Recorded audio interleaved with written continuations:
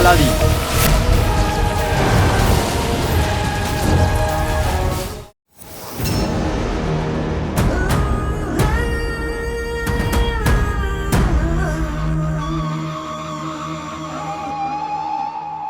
কর সোনা দিয়ে শোধ করতে হবে? আপনি এত বড় কথাটা ঘোষণা করে দিলেন আর একবারও আমাকে বলার প্রয়োজন বোধ করলেন না? আসলে রাজকুমারী, কখনো কখনো এই ধরনের মানুষকে শাস্তি দেওয়াটাও দরকার। আমার বাবা জনগণকে নিজের বাচ্চার মতো খেয়াল রাখতেন ওয়াজিরে আলা, আর এখন সেই দায়িত্বটা আমার। আর আপনি কি করলেন? আপনি ওদের শাস্তি দিলেন। রাজকুমারী, বাচ্চাদের ওপরও কখনো শক্তি প্রয়োগ করতে হয়। এতে ওয়াজিরে আলার কোনো দোষ নেই, আমার দোষ।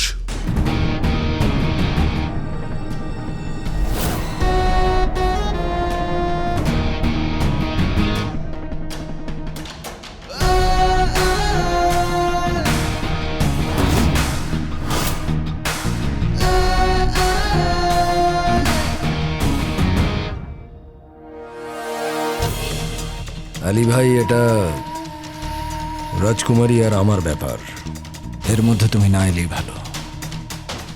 ওয়াজিরে আলা, ভুলটা আমার, আর আমার ভুলের শাস্তি আপনি পাবেন আলী সেটা। ভাই, ব্যাপারটা বোঝার চেষ্টা করো। ওয়াজিরে চুপ আলা, করুন। আপনি আমার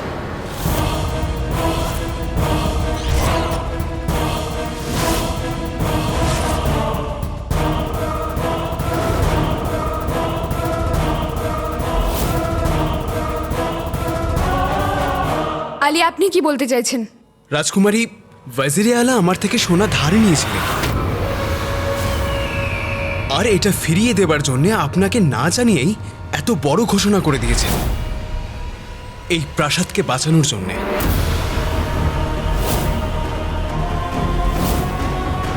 প্রাসাদকে বাঁচানোর জন্য? হ্যাঁ রাজকুমারী, ওয়াজিরে আলা সোনার বদলে তার আপনার প্রাসাদ বন্ধক রেখেছেন।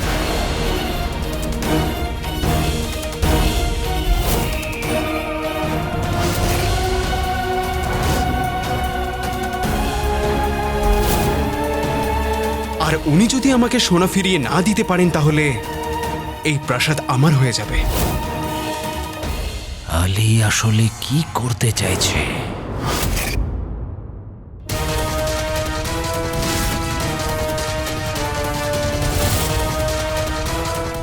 প্রাসাদ আপনার হয়ে যাবে?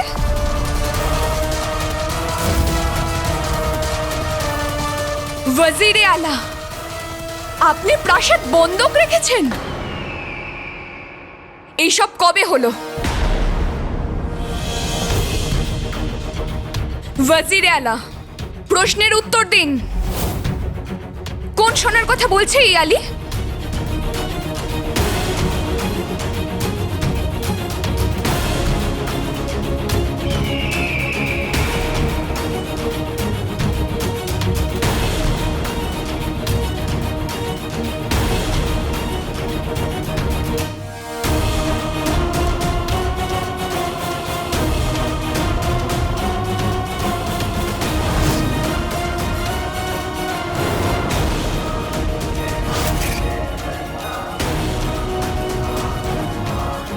এই সব কি হচ্ছে ওয়াজিরে আলা?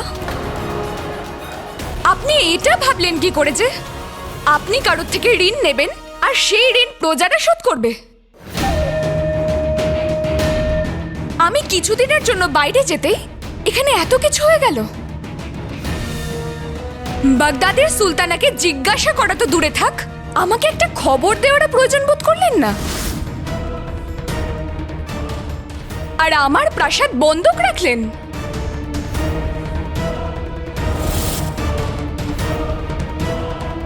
এটা ভুলে যাবেন না ওয়াজিরে আলা, আপনি এই রাজ্যের বাদশা নন।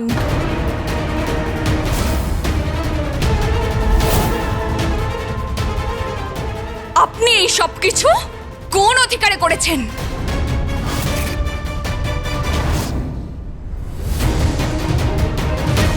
আপনার হবু স্বামীর অধিকারে।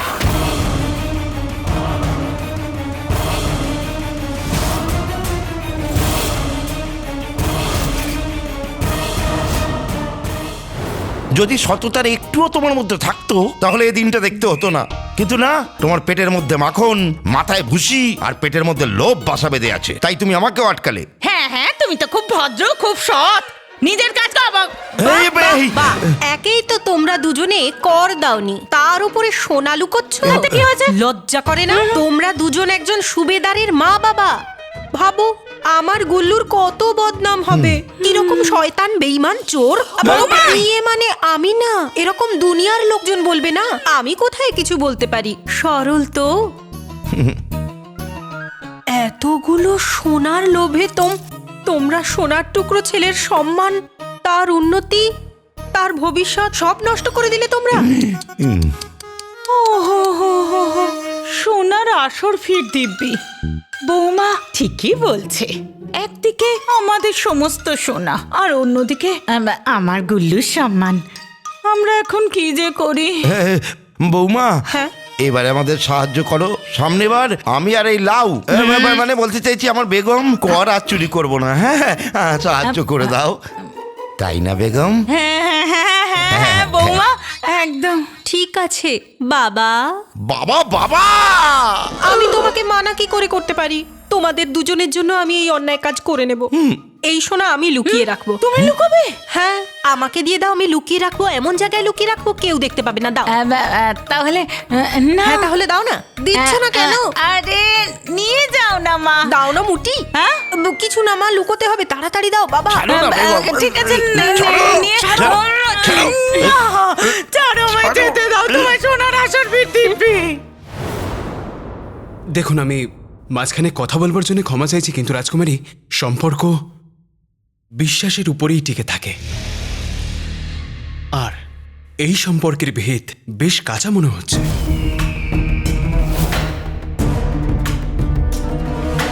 আপনি কি বলতে চাইছেন পরিষ্কার করে বলুন।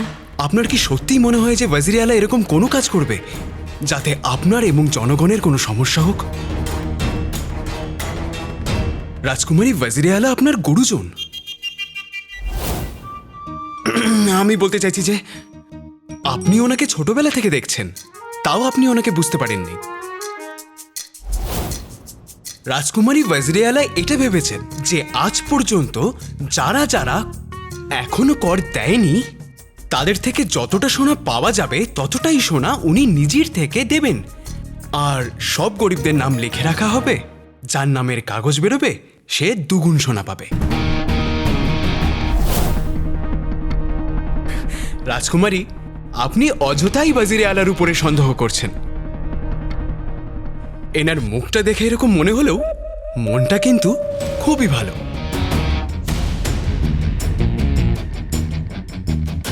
আলী যেটা বলছে সেটা কি সত্যি? আগে আমি এরকমই ভেবেছিলাম। তাহলে আপনি ঋণ কেন নিলেন? জনগণের ভালোর জন্যে। আর আপনি ঋণ কেন দিলেন? আমার ভালোর জন্যে। রাজ্য মানে আপনার সাম্রাজ্য বাড়লে তবেই তো আমার ব্যবসা বাড়বে। কিন্তু ওয়াজিরে আলা, প্রাসাদ বন্ধক রাখার কি দরকার ছিল? ভালোবাসা।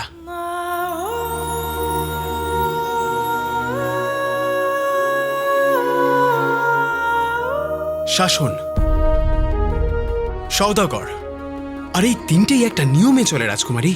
আর সওদাগরের একটা নিয়ম আছে যে ও বিনামূল্যে কিচ্ছু করে না।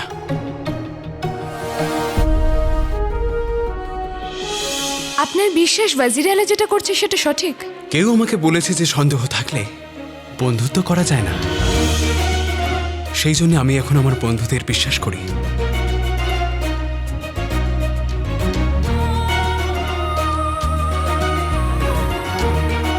আপনি লোকেদের কথা এত তাড়াতাড়ি বিশ্বাস করেন? কিছু বন্ধু এত বিশেষ হয় যে তাদের কথা বিশ্বাস করতেই হয়।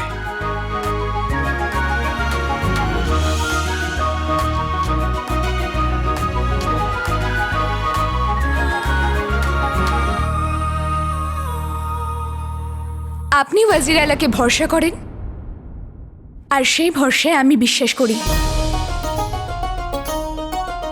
যদি আলীর মনে হয় যে আপনার এই সিদ্ধান্তে আমাদের জনগণের ভালো হবে, তাহলে নিশ্চয়ই হবে।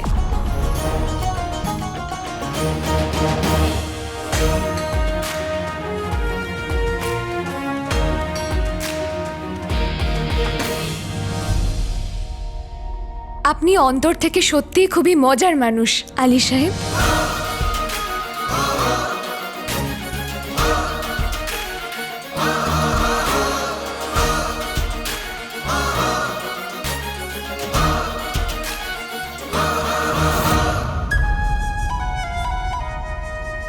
আমি আপনার ব্যাপারে আরো জানতে চাই। আলী ভাইয়ের ব্যাপারে আপনি যা কিছু জানতে চাইবেন আমি আপনাকে জানাবো। আমি আপনার সাথে দেখা করতে চাই আলী,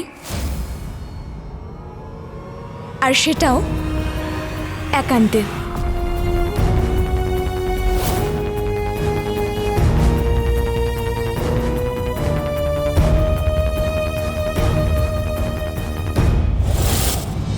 যথা আজ্ঞা রাজকুমারী। আমায় অনুমতি দিন।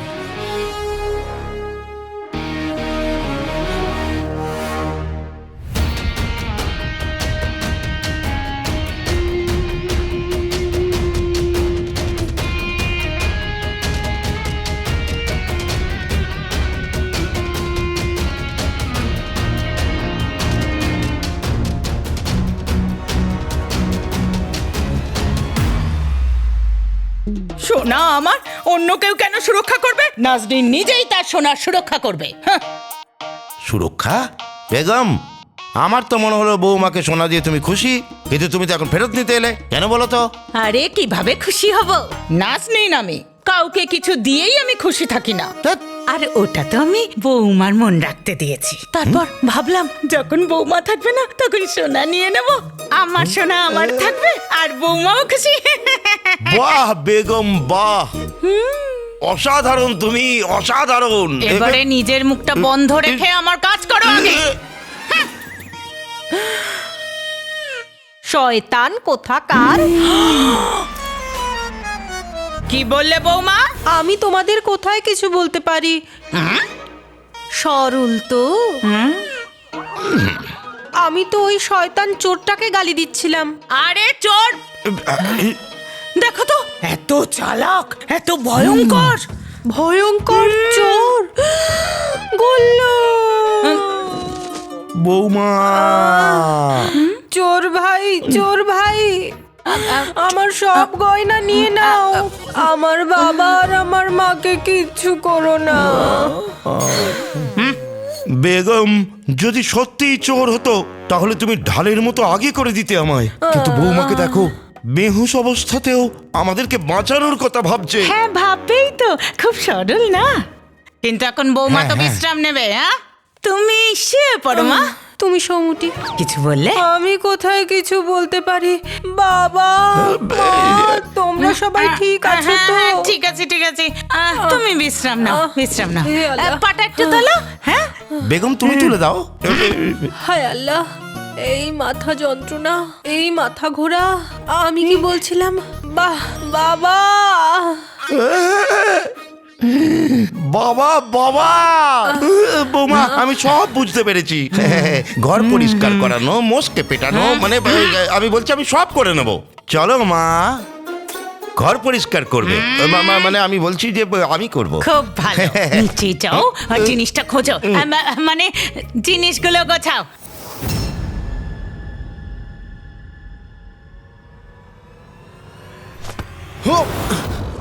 আরে এগুলো কি হচ্ছে? কি হচ্ছে তুমি এবার বলবে যে তুমি কি করছো। রাজকুমারীর সঙ্গে এইসব আজে বাজে কথা বলার কি দরকার ছিল তোমার? আর আমাকে এটা বলো যে তোমার এইভাবে কথা বলার মানেটা কি আর উদ্দেশ্যটাই বা কি? ওয়াজিরে আলা, রাজকুমারী প্রশ্ন জিজ্ঞেস করছিল, আর ওনার প্রশ্ন এড়িয়ে যাওয়া আমার পক্ষে তো সম্ভব ছিলই না। আর যতদূর আমি জানি যে আমার থেকে ভালো উত্তর দেওয়া আপনার পক্ষে সম্ভব ছিল না। কি বলতে চাইছো তুমি? আলী সাহেব, তাহলে আপনি আমার দাদার অকর্মণ্যতার দায়িত্ব নিজের কাঁধে নিয়ে রাজকুমারীর সামনে ভালো সাজতে চান? আমি সওদাগর জুনেদ মশাই। পাখি দেখে পালক আর মাঠ দেখে ঘাস আর বাড়ি দেখে ইট গুনে ফেলতে পারি। আমি আপনার আর রাজকুমারীর মাঝে এলাম কারণ বন্ধু হয়ে বন্ধুকে বাঁচানো শুধু কর্তব্য নয়, এটা দায়িত্ব। আমি যখন রাজকুমারীকে করের কথা বললাম, আমি তখনই বুঝে গিয়েছিলাম যে উনি প্রশ্ন করবেন।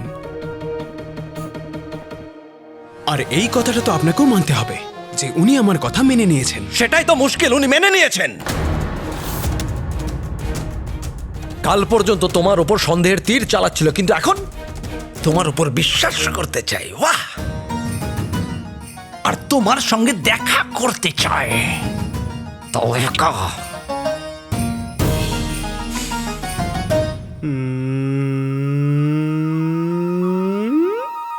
হিংসা হচ্ছে, তাই না?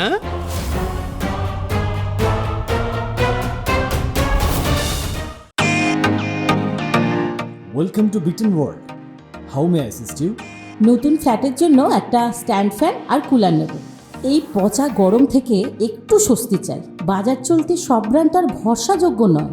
তার জন্য তো আমাদের ফ্যান আছে, all purpose bullet table fan, ceiling fan. আমাদের সিলিং ফ্যান কিন্তু 30 মাসের ওয়ারেন্টি সহ পাওয়া যায়। আছে ফারাটা 2 বছরের ওয়ারেন্টি, 17 থেকে 20 মিটার এয়ার ফ্লো। মধ্যবিত্তের সাধ্যের মধ্যে একমাত্র ভরসাযোগ্য ব্র্যান্ড বিটেন। আমাদের কুলারের কিন্তু অনেক range, 45 litres, 50 litres, 70 litres, 90 litres, 110 litres. Honeycomb সহযোগে বিটেনের সব কুলারের ওয়ারেন্টি 1 বছর। চেনা হাওয়ায় অচেনা অনুভূতির জন্য একমাত্র আদর্শ বিটেন। গরমে স্বস্তি পেতে বিটেনের ফ্যান হোক বা কুলার, আজই আনুন বাড়িতে। Beaten, digitally years.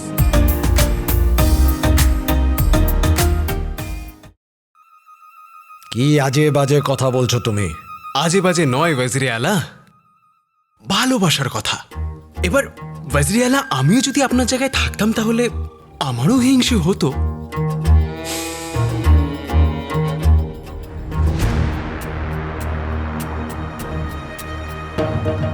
আসল কথাটা হলো, রাজকুমারী ইয়াসমিন আমার বাগদত্তা ঠিকই, কিন্তু আজ পর্যন্ত উনি এইভাবে আমার সাথে কথা বলেননি যেভাবে আজ তোমার সাথে কথা বলল। আজ পর্যন্ত আমায় সেই দৃষ্টি নিয়ে দেখেনি যেভাবে আজ তোমাকে দেখছিল। আমি যা কিছু করি না কেন, কখনো খুশিই করতে পারি না।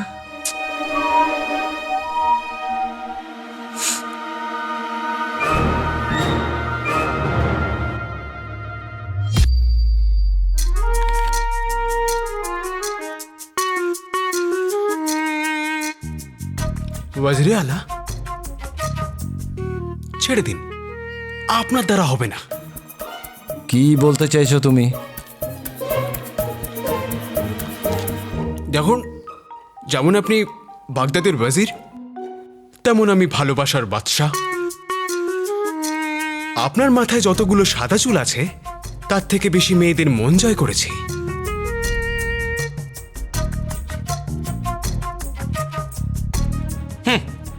যে মেঘের গর্জন বেশি, তার বর্ষন্ত বাদই দিন এক বালতি জলও তা থেকে পড়ে না।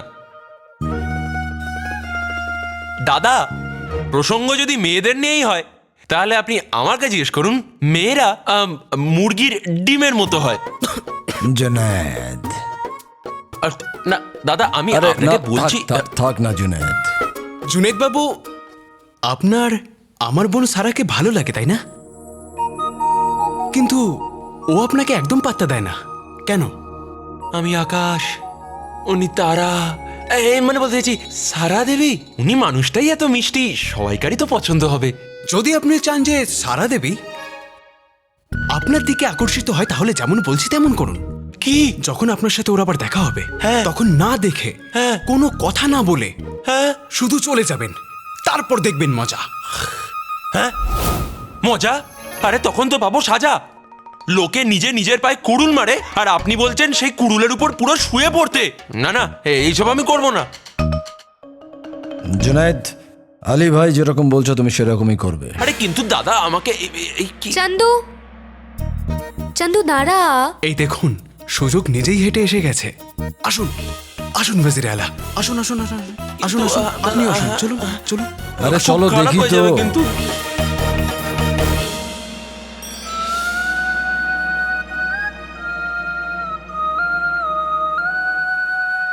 আপনি সুযোগ চাইছিলেন না? দেখুন, সুযোগ নিজেই হেঁটে আসছে। এবার আমি যেমন বলেছি তেমনই করবেন।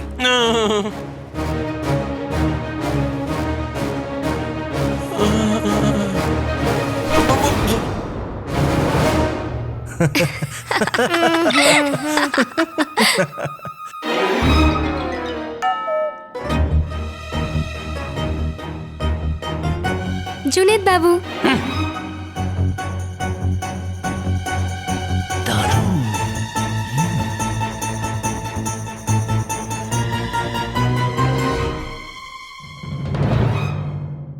কতটা বদমাইশ! না কথা বলে চলে গেল। তবা তবা। আমাকে দেখলো পর্যন্ত না। হ্যাঁ, এটা কেমন কথা হলো? আমারও কোনো শখ নেই ওকে দেখার। চলো ঝুলু, চলো।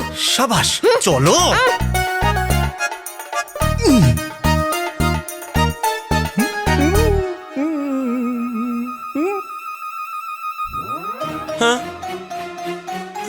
এইটা কি হলো?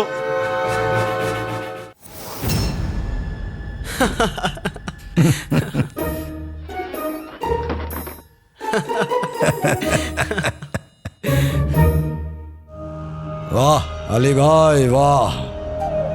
মনের কথা তোমার থেকে বেশি কেউ জানে না। লায়লা এখানে, মজনু কোথায়? সদাগর তুমি ব্যবসাটা ভালোই বোঝো। ওয়াজিরে আলা ব্যবসা হোক বা প্রেম, প্রথম থেকেই যদি গতি পেয়ে যায় তাহলে তাড়াতাড়ি হাঁপিয়ে থেমে যায়। দুটোর মধ্যেই ধৈর্যটা খুব প্রয়োজন। আলী সাহেব, আলী সাহেব, আপনি আমার আনন্দ একদম দেখতে পারেন না, না? এই জন্যই আপনি আমায় এই সমস্ত করতে বললেন। দেখুন, সারা দেবী আমার উপর ক্ষেপে গেছেন। দাদা গো দাদা,